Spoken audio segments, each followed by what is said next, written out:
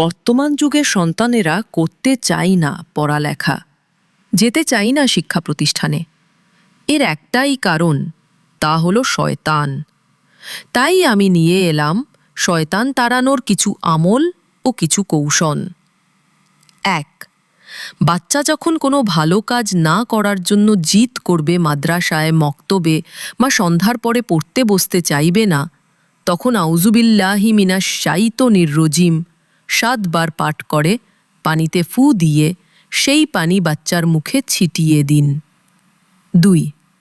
৪ কুল পরে তার শরীর বন্ধ করে দিন। ৩. বাবা, মা, ভাই, বোন ইত্যাদি যাকে দেখে সে ভয় পায়, তাকে দিয়ে ভয় দেখিয়ে কাজ হাসিল করে নিবেন। ৪. এটা পরীক্ষিত একটি আমল। যদি উপরের ৩টি আমল করার পরেও কোনো কাজ না হয়, তাহলে তাকে দড়ি দিয়ে বেঁধে কাঁচা কঞ্চি দিয়ে ইচ্ছামতো পিটাবেন। উপসংহার: বাচ্চার গার্ডিয়ানদের নফল বা তাহাজ্জুদ নামাজ পড়ে আল্লাহর কাছে চোখের পানি ঝরাতে হবে।